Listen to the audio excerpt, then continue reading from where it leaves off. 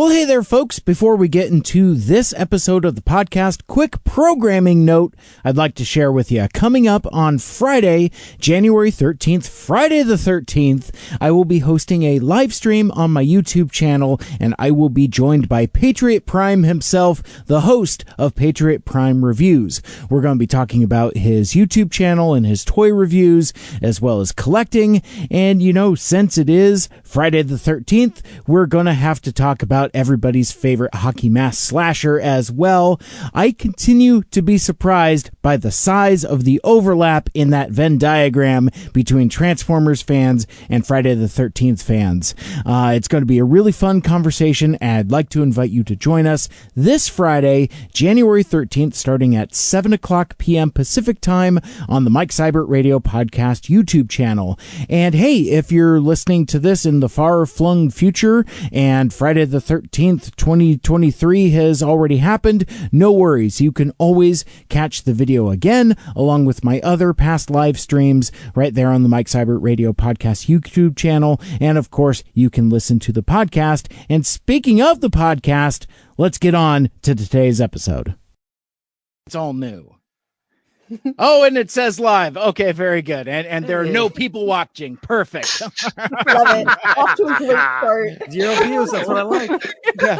I'd like to see it. It's like, but you said it for 7:30, but it's 7:10. It's like, yes, because I used to do the thing where like I would set it for 7 and then would do like 25 minutes of pre-show grab ass, and then like my notifications would get all screwed up. It was just a whole big dumb thing. He can't tell us this stuff until we're live. That's really important to tell us right now. Yes. Mike Seibert Radio.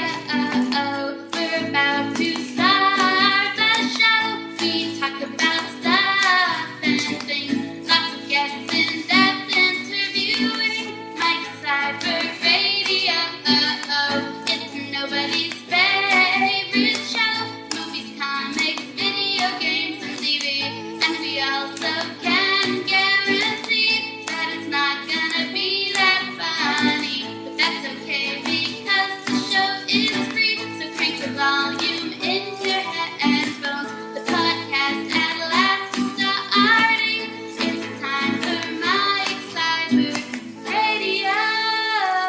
Well, hey, welcome back to Mike Seibert Radio. I am your host, and in this episode, I would like to share with you even more from our discussion about Transformers Earthspark. It was the gathering of Mike and the Earthsparkles. I think that's what we landed on, but it was an incredible panel discussion featuring JoeBot and Chally and Lita, General Tekno, and Mikel Andrews. We talked about that show at length, and I want to remind you, if you have not yet checked out our panel discussion about Transformers Earthspark, you can go back one episode from this one and give that podcast a listen. I know a handful of folks have checked it out already, and the feedback has been really nice and incredible, and I appreciate all that.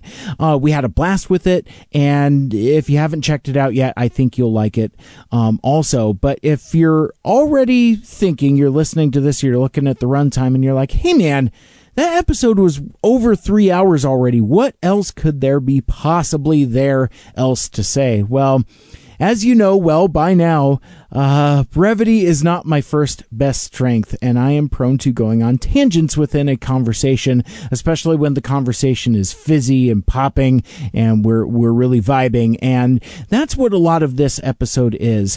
I will talk a little more later about how these two podcast episodes kind of came together, as well as remind you of the value of backing up your work. But when we did our Earthspark show back several weeks ago, we did it as a live stream. And if you're interested in checking out that video, you can watch it over on my YouTube channel and see how the conversation unfolded in real time, raw and unedited. And I think the chat, the live chat for that stream is still there as well. That was a lot of fun. There was some lively discussion that didn't even necessarily make it into the context of the conversation. So that could be a cool, fun way to interact with this content as well. But we went for about 3.5 hours, and I ended up cutting about I don't know, maybe 15, 20 minutes of content out, most of which was tangents. But when I added in a bunch of drops and sound effects and the intro and the outro music, the runtime for that episode was still about 3 hours and 15 minutes. So I didn't really feel like I had gained anything runtime wise by cutting stuff out. There is a part of me, especially given how the production of these episodes went, that wishes I'd have just put up the episode as is and had the podcast available before Christmas. But this was still I don't want to say it was a fun experiment, but it was certainly an educational experiment all the same. Now, early on in our conversation about the show, Tekno talked about executive producer Nicole Dubuque and how she cast herself as the voices of both Skywarp and Novastorm, presumably as an opportunity to collect residuals, as the royalties for voice work pays better than as a writer. And that reminded me of similar difficulties facing creators in the world of comic books. I mean, one of the stories I like to tell, and obviously, it's kind of mixing metaphors a bit, but Ed Brubaker, who is a comic book writer, talks about how he has made more money by his blink and you'll miss it cameo in Captain America: The Winter Soldier than he did for creating the Winter Soldier. So yeah. And Jim Starlin had to go whining for a while before Marvel finally gave him a deal so that he would quit complaining about how he was making more off KG Beast than he was off of Thanos, Gamora, Drax, all those characters that he full on created at Marvel. Like, he didn't reinvent, he full on created. Right, but he created them a decade before Jim Shooter brought in the royalty agreements. Mm-hmm. Yeah, comics, man. It's just such a hard game out there. Yeah.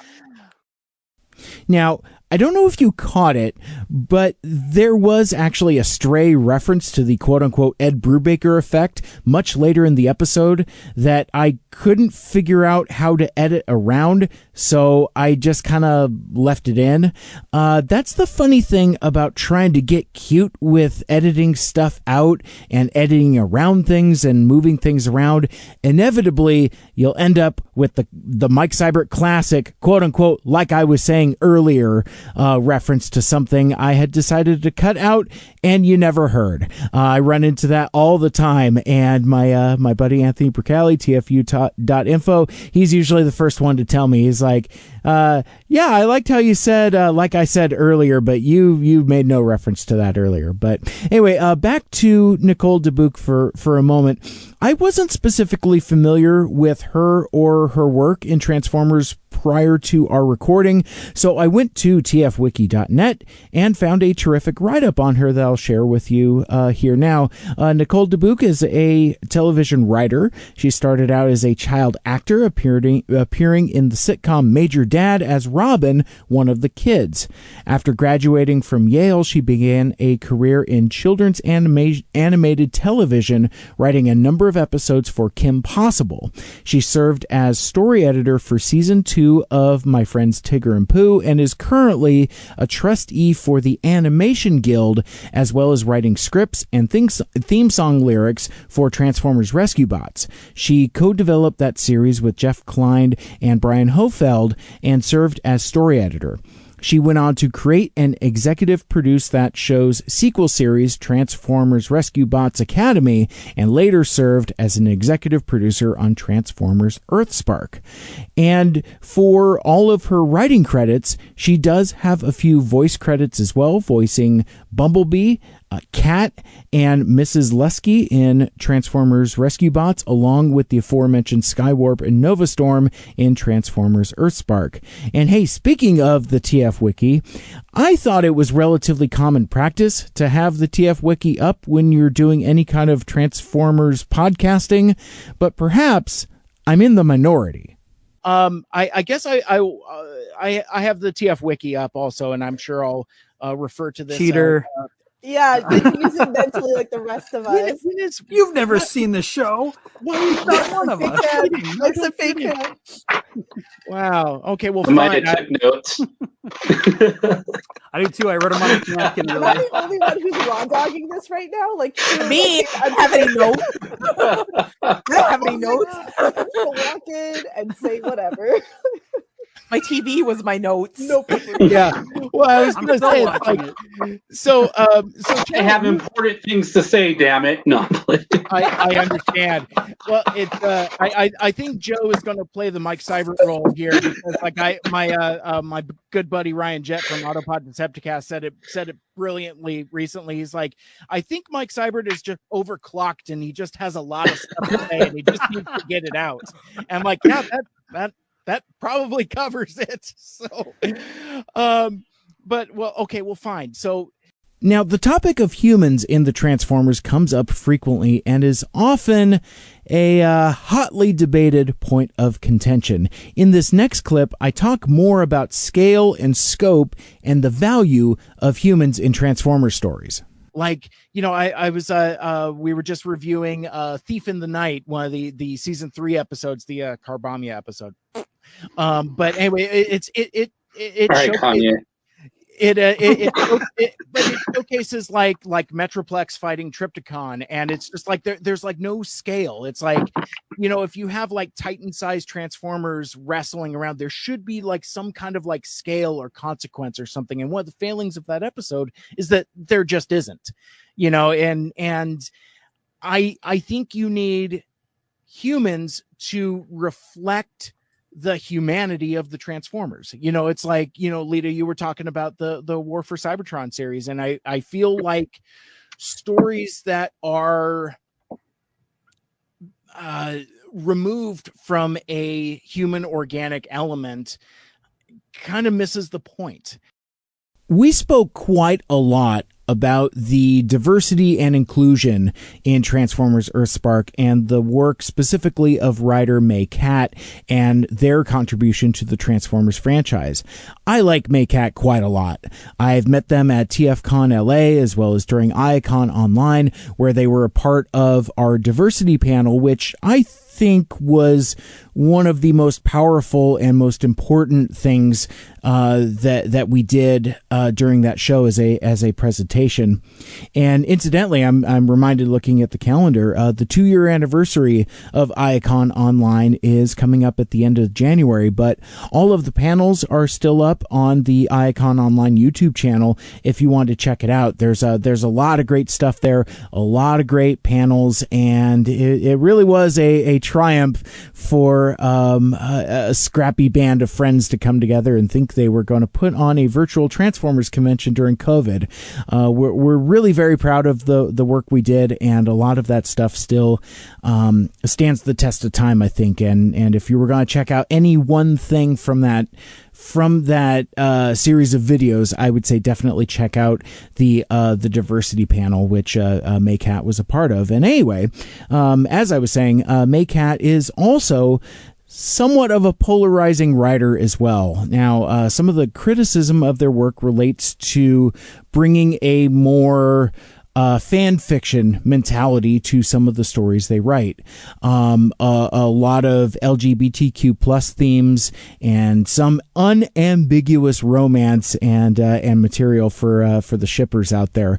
I'm not complaining. I like official canon being more ship friendly and encouraging of different relationships and having that representation and that diversity. But when we talked about May Cat's work on Transformers Earthspark, I think I lost the thread of the discussion and drifted from the original topic.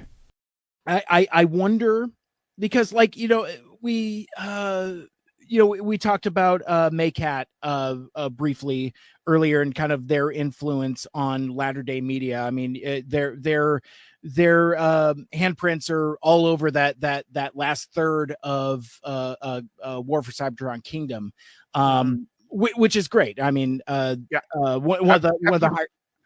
Mm-hmm. Yeah, I was gonna say, have you picked up the art book for that at all yet? Because there was just reading the art book, it is clear just how much of their fingerprints are all over that. Because it's just Thank you, all the different specific cited references to wanting to get like Beast Wars characters doing certain stuff. Exactly, and that's what I was going to reference here. I wonder where the line is and how far the envelope can be pushed in terms of, at the end of the day, this is still a children's show for children. I have a couple tethers to conservative media, and the thing that those assholes love to throw around is everyone's a groomer. And it is just the slur du jour, and it fucking sucks. But slur. So yeah, of course, but yeah, that does make me worry if how far the envelope does get pushed, like in terms of like further gender identity, sexual identity, that kind of stuff. That tangent there sparked off an entire conversation about robots and the difference between gender identity and sexual identity, also a hotly debated topic in Transformers fandom. And while I didn't feel like it felt like it belonged in our larger discussion about Transformers Earthspark, I felt like it was still important enough to present to you here. Of all of the cuts that I made to the episode, this was the piece I wanted to make sure was restored and shared as a part of this bonus episode. So before we pivot, my buddy Nick is in the comments, and he asked an interesting question for us to address. Aren't all robots non-binary because the robots can't mate with each other? And I don't know. And this kind of gets into a interesting conversation dynamic about, I don't know, gender studies and the Transformers, because obviously there are many different viewpoints. Yeah.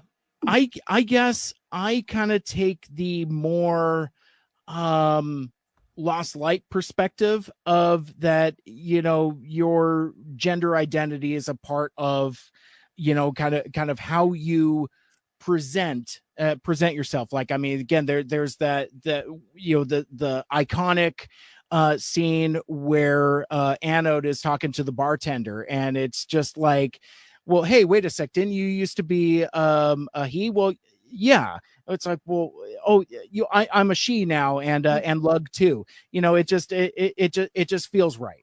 It's also very much sorry to cut you off there, but it's also very much a thing to note that gender and sexual orientation are two completely separate things. So in this case, we're talking about a gender identity. We don't know sexual orientation, and maybe we will, maybe we won't. My guess is we won't. It's a kid show, and honestly, the fanfic writers will take it from there. Yeah. So if we're talking like gender and like gender orientation and stuff, it is notably different that sex and sexual orientation doesn't really play a part in your gender identity in terms of like how you represent yourself. Or I think how Nightshade explained it in the show is perfect. Oh, may I be the bobblehead? Of course. Morgan, can you switch? Nightshade's pronouns are they, them. He or she just doesn't fit who I am. My apologies. Please switch their piece. Yep. You really don't need it. You don't need to go any deeper than that. It's understood. You get what that character is saying and why they feel like how they feel. And I think they did it just right. Right again, there with that, to tell you the truth. Simple. We had a moment of optimism acknowledging, and we move on. We're not lingering on it again because it's 2022.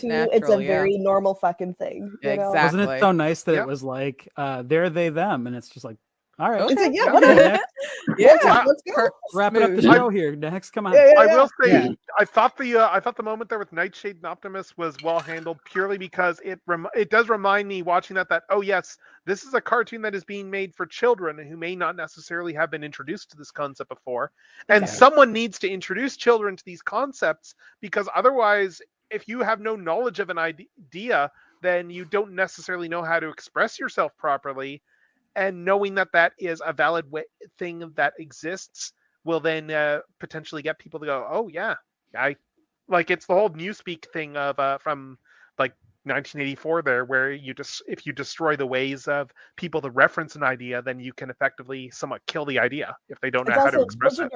Children are growing up in a media and in a digital age and Yes. stuff. So I have no doubt in my mind that they've already been, in one way or another, have seen this programming or have seen this representation in other forms. And what's really great about that is that this is being done in a very healthy, normal way. That's, Yes. as you mentioned and as you touched on, very with the child mind in mind. Yeah. Which I think is good for everybody.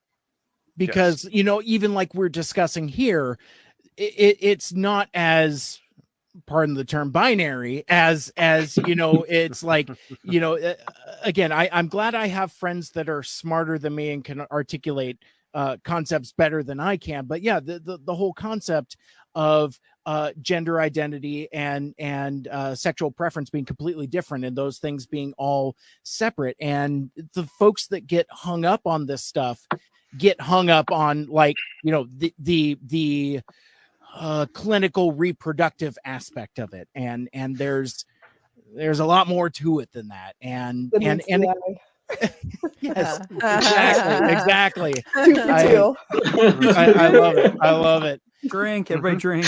Lita said it again. Yeah.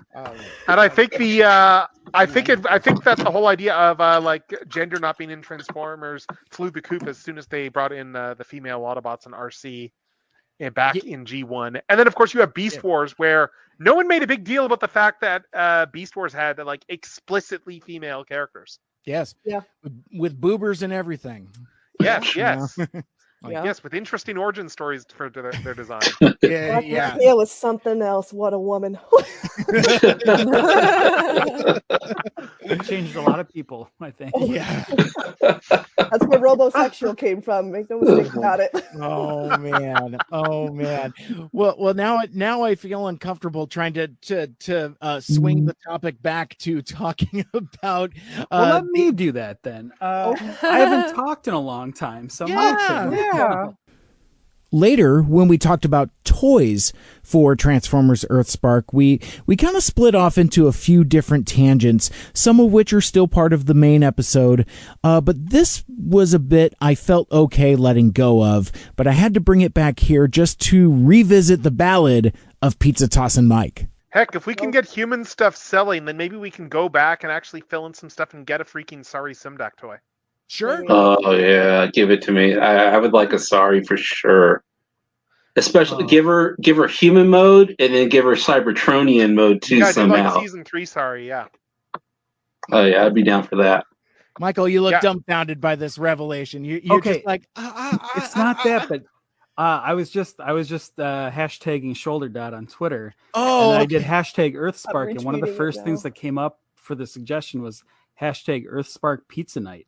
What was this? Was this a promotion? That was a promotion that Paramount Plus ran. I think you could hashtag it, and then you would get win a pizza party for your family with like branded boxing. Where was I? Cool. Where was I? I'm the premier pizza person on. I know that rolled out very late in terms of like a marketing strategy. I think it was like the day before November 11th, which is when the episodes dropped, that I even saw any branding for it. But around that same time, it was practically my birthday, and somehow I missed out. I mean, it's pizza branding that's not Genshin Impact. That's something. I mean, he's literally Pizza Tossin' Mike. I mean, come on, you got. I know. I need that pizza box. Out. Someone save your pizza box if you still have it. If the recycling's a little behind, if you could just save that pizza box and send it to me. Go to eBay. I'm sure there's one lingering. Yeah. There might even be some crust left over. Like, oh my god, I feel it. $500. Okay, I'm. And speaking of toy talk, Joe talks about a toy in his collection that was supposed to be a part of the Rise of the Beast toy line. But first, Lita talks about why some of the Earthspark toys were delayed. on the. It could also be a situation where they didn't want to potentially have competition for Rise of the Beasts and have two things out to market because they were releasing that trailer soon.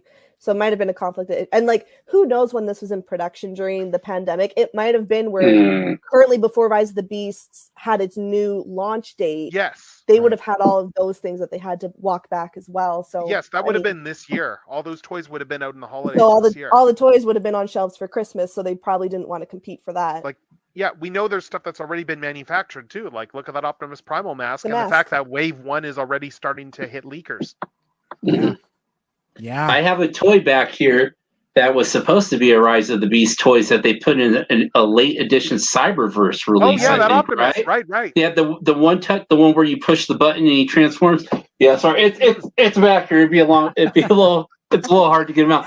But that was supposed to be a Rise of the Beast toys, and even that got affected by everything too. So I get what Lita's saying, that it just could be a supply thing. It could be the way with the pandemic hit, like distribution and things like that. But man, it would be so nice to have a Twitch and Thrash figure right now. It'd be so cool to have a helicopter Megatron with the spikes on his shoulder. Yeah, very cool. You know what I mean? You would see me with pictures on Twitter right now. Shoulder dot. Shoulder dot. Shoulder dot. Yeah, I've got friends with those. Yeah.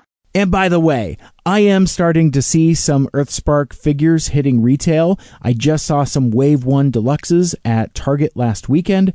I happened to be there on the hunt for G.I. Joes. I found a peg full of Outbacks, but no Python Patrol. But I did see a bunch of figures that I didn't realize were coveted, and I passed by them without even realize what I was passing on. But yeah, there was a handful of the Earthspark Deluxes.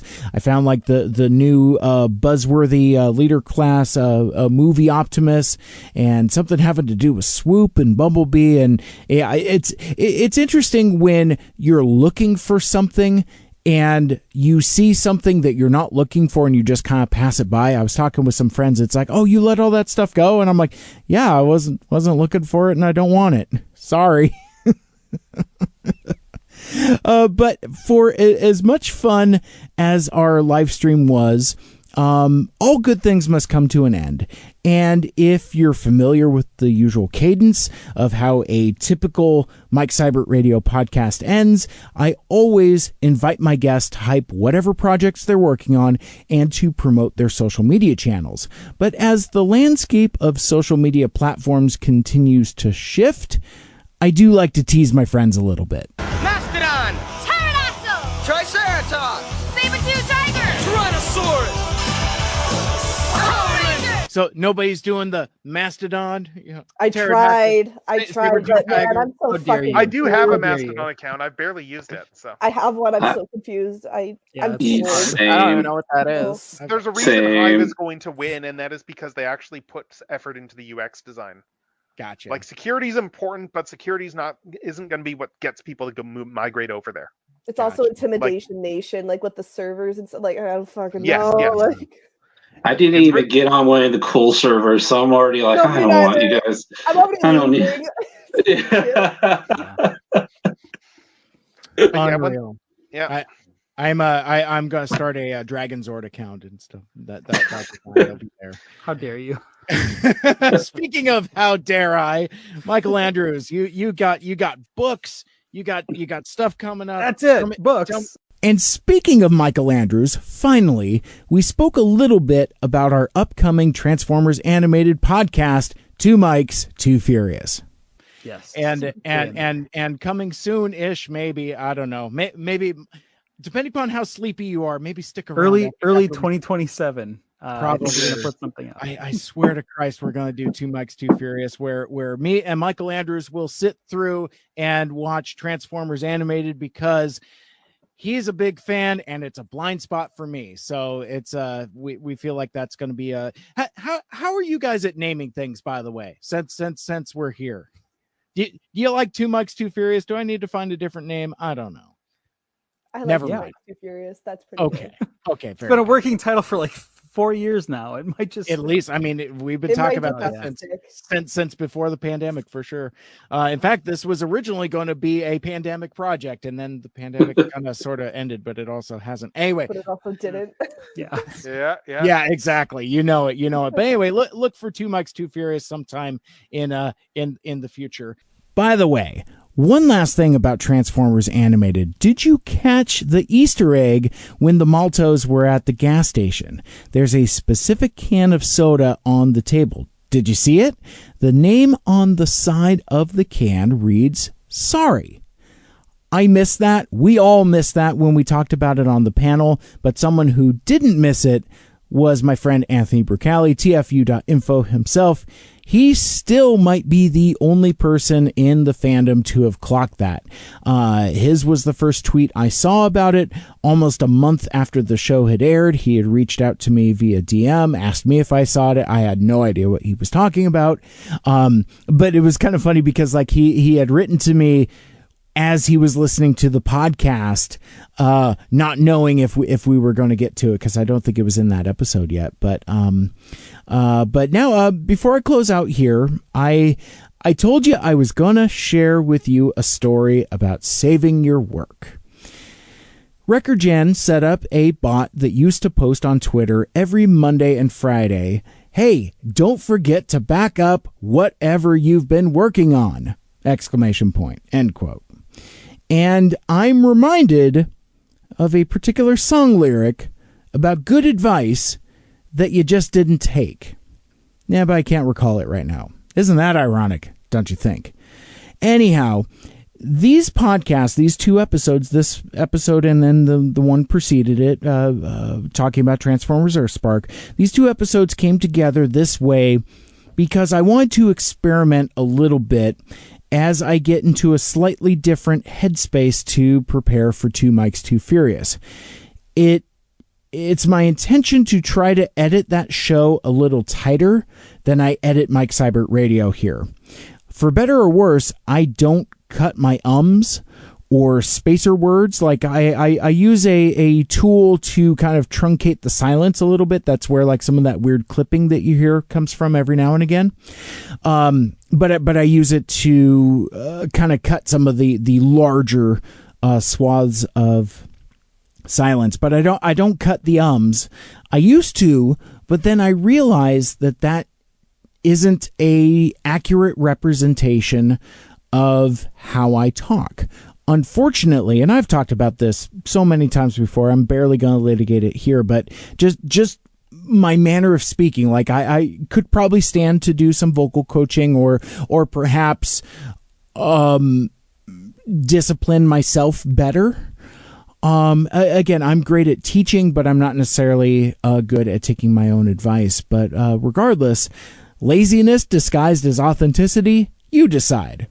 My point being is I thought it would be an interesting challenge to go through the Earthspark live stream podcast, the audio, and look for tangents that didn't fit the overall narrative, and then pull those best bits aside for a second episode, which is what you're listening to right now.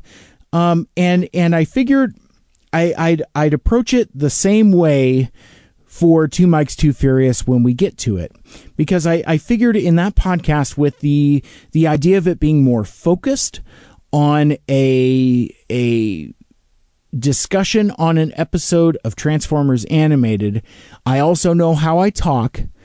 I figured there would be tangents in there, and a good way to make that show a little tighter and maybe more appealing to a broader audience would be just to tighten it up, toss tangents out there, and maybe put stuff up as a bonus episode. I hadn't quite figured it out yet, but in doing this experiment, I made two critical mistakes. One, I did not appreciate how daunting a task it would be going through 3.5 hours of live stream audio, specifically looking for stuff to take out, but stuff that would still be good enough to share later.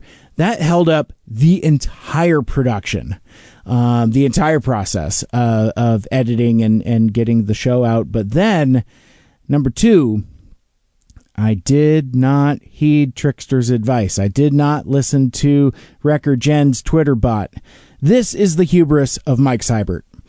I had the full show, 3.5 hours, full show open in Audacity. I edit in Audacity. Your digital audio workspace may be different. But then, as I had time, I would chip away at it a bit at a time, clipping audio and pasting those sections into a new session, a separate file. Basically working 2 bits of audio at the same time. I did this for almost a week on my work computer. So one day I come into work and I see that my computer has been rebooted, software update or something, and all of my stuff was gone. I hadn't saved a goddamn thing. Not through the whole week, not through the entire process. Now, I was able to recover a version of the file I had been tinkering with in Audacity. Basically, once I got it reopened and resaved, it was basically the audio track that I had sliced all of the pieces out of. And I had gotten to the end. So I was able to consolidate that audio file and finally publish the podcast that I intended to before Christmas. Now, after I published that episode, more time passed, and I'm just like, what am I going to do? And I know I've got a couple of these things that I would like to share, like the whole gender section there. In fact, that was really the piece I wanted more than anything, but I couldn't figure out what I wanted. One, where it was, and then 2, how to build something around it. And anyway, over time, I figured out a system to be able to restore the cuts I had made without having to go back through the entire raw audio, listening to all 3.5 hours and cut from scratch. But man, it was time consuming, and that's why now, a month and a day after the original live stream, I'm just now putting the finishing touches on this bonus episode, and I'm finally going to put Transformers Earthspark in my rear view for a few. But I learned 2 valuable lessons from this ordeal. One, I am not going to take this approach with the new podcast. I'll try a different method. I'm not exactly sure what I'm going to, maybe when we do 2 Mics Too Furious, maybe there won't be as many tangents and not as much for me to take out, and that'll be more material for you to enjoy there once we get that project going very, very soon. But then the most important lesson, of course, and it's obvious, it's fundamental, but back up your work. Back up your work if you're not going to finish it in one sitting. Back up your work if you're even going to leave your chair. Like if you're going for a biology break or something like that, you lose nothing by hitting save. All right, and that will wrap things up for this episode. Thank you so much for listening and for hanging out with me. If you want to listen to my past episodes, you can subscribe on Apple Podcasts, Stitcher, Google Podcasts, Spotify, TuneIn, or wherever the heck else you listen to your podcasts. Like, share, rate, and review the show. Let us know what you like and what you'd like to hear more of in the future. And I, again, want to thank my special guests, JoeBot, Chally, Lita, General Tekno, and Mikel Andrews. They were a blast. Go check out all of their stuff. My name is Mike. This has been Mike Seibert Radio. And until next time, tell all or one, make good choices. Mike Seibert Radio is recorded in Seattle, Washington. Our original theme song is written and performed by Lucia Fasano. Get her music on all streaming platforms like Spotify and Apple Music, including her groovy new single, Habitable Planets. Check out her Instagram at Lucia_Fasano. Our closing theme is A Nice Place to Visit by These Young Fools, used with permission from Michael Geissler. Check out Michael's website, bytormusic.com. Special thanks to Andy Lita for our logos and graphic design. He's at GoGoAndyRobo out on Twitter. become a Mike Cybertronian and join the MSRP Friends and Fans Facebook group. And you can follow me on social media at Mike Cybert Radio on Twitter, Facebook, and Instagram. And check out my YouTube channel for even more videos and subscribe so you never miss a show. Want to be a guest on the show? Send me an email, MikeCybertRadio@gmail.com. And don't forget to join us this Friday, January 13th, Friday the 13th at 7 p.m. Pacific Time. It's my interview with Patriot Prime himself, the host of Patriot Prime Reviews, talking toys and YouTubes and hockey masks and slasher movies. It's going to be a blast. We'll see you later.